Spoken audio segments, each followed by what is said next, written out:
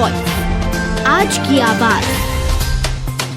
इंदौर में एक बार फिर रिश्तों को शर्मसार कर देने वाली घटना सामने आई है, जहां बंद बोरे में जो लाश मिली थी उसका खुलासा करते हुए पुलिस ने मृतक की पत्नी और भांजे को गिरफ्तार कर लिया है। हत्या की वारदात अवैध संबंधों के चलते की गई थी।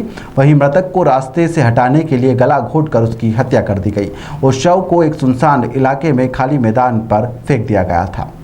घटना एरोड्रम थाना क्षेत्र के 155 संगम नगर की है, जहां पर पुलिस को 2 दिन पहले एक बोरे में बंद शव मिला था, जिसके हाथ पैर भी बंधे हुए थे। शव के मामले में पुलिस ने मृतक की पहचान देवेंद्र अग्रवाल के रूप में की थी। पुलिस ने अंधे कत्ल की हत्याकांड की गुत्थी को सुलझा लिया है और मृतक की पत्नी और उसके भांजे को गिरफ्तार कर लिया है। और मृतक देवेंद्र पिछले 13 माह से अपनी पत्नी से अलग रह रहा था।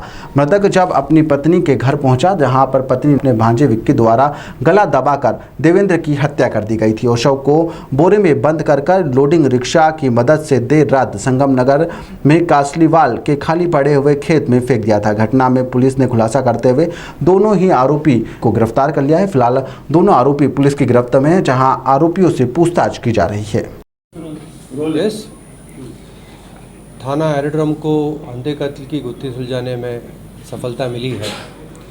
थाना एरोड्रम क्षेत्र के अंतर्गत कासलीवाल के खेत पर, जो कि 155 स्कीम कासलीवाल का खेत है, वहाँ पर उस पर एक सूचना मिली थी कि बोरे में लाश है और तस्दीक करने पर, मौके पर जाने पर यह प्रतीत हुआ कि इसको कहीं से लाकर यहाँ पर डंप किया गया है।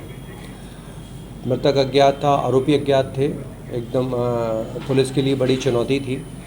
लगातार इसका हमने सोशल मीडिया के माध्यम से और पुलिस कंट्रोल रूम और थाने के जितने भी हमारे काउंटर इंटेलिजेंस के आरक्षक हैं, उन सब के माध्यम से इसको सर्कुलेट किया और सर्कुलेट करने के बाद करीबन 13 तारीख को सुबह के समय एक थाने पर जो अज्ञात मृतक था उसका भाई पहुंचा और उसने शंका जाहिर की कि मेरा ये भाई पप्पू अग्रवाल हो सकता है। फ़ोटोग्राफ दिखाए गए सोशल मीडिया में, जो हम लोगों ने व्हाट्सएप पे जारी किया था वो दिखाए गए और मर्चुरी में जाकर उसकी बॉडी दिखाई गई, जिससे उसने शिनाख्त करी कि मेरा भाई पप्पू अग्रवाल है। इसके बाद में हम लोगों को लीड मिली और लीड मिलने के बाद तत्काल ही हम इसका जो पत्नी है नेहा, जिससे कि करीबन 13 माह से अलग रह रहा था, उसके निवास पर पहुँचे, क्योंकि ये इनपुट हमको मिल गया था कि कोई एक 10 वर्ष के बच्चे के साथ में ये वहाँ पर देखा गया है। जब नेहा से पूछताछ की तो उसने प्रथम दृष्टा भ्रमित करने की कोशिश की और ये बताया कि आया था, उसके बाद यहाँ से चला गया है। और पूछताछ की तो पता चला कि इसका जो भांजा है विक्की, जो नेहा के साथ ही रहने लगा है, पिछले 13 माह से साथ ही रह रहा है, वो भी वहाँ नहीं मिला। उसका किसी प्लास्टिक फैक्ट्री में काम करने का ज्ञात हुआ, अरविंदो के पास में, अरविंदो हॉस्पिटल के नज़दीक। तत्काल वहाँ पे पार्टियाँ भेजी गई, राउंड अप किया, तलाश की गई और उसको हिकमत अलमी से राउंड अप किया गया विक्की को। और इसके बाद में इन दोनों का इंट्रोगेशन हुआ, सभी महिला सब इंस्पेक्टर्स और कांस्टेबल के साथ में इससे पूछताछ हुई। जब दोनों को आमने सामने बैठा और इन लोगों ने फिर कन्फेस किया कि घटना हमने कर दी है। उसका पीछे एक बड़ा कारण इनके आपस के संबंध बनना और साथ ही इससे इनका मनमुटाव और काफ़ी दिनों से सेपरेशन था। ये अपने बच्चे को वहाँ पर लेने और उस परिस्थिति में गया था और वहाँ पे विवाद होने पर विक्की के द्वारा इस पर हमला किया गया और इसकी जो मृतिका, जो उसकी पत्नी है नेहा मृतक की, उसने नायलॉन की रस्सी लाकर और उन दोनों ने इसके वहाँ पे हत्या की, निर्मम हत्या इसमें गला घोंटकर की, जिसमें कि नायलॉन की रस्सी का प्रयोग किया गया।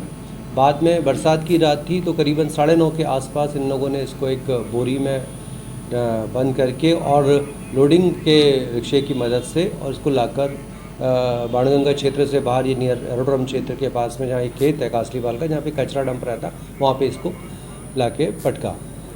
तो इस तरीके से एक बड़ी सफलता प्राप्त हुई है और इसमें थाना प्रभारी संजय शुक्ला और उनकी जो टीम है, जिसके लिए मैं उनका नाम बताना चाहूँगा, ओम नारायण शुक्ला, सहायक निरीक्षक भगवान सिंह सिसोदिया, प्रधान आरक्षक संजय मालाकार, आरक्षक सुधीर, आरक्षक मनोज की सराहनीय भूमिका रही है। आपका कोई प्रश्न तो पूछें। सर, इसमें मेन रीज़न क्या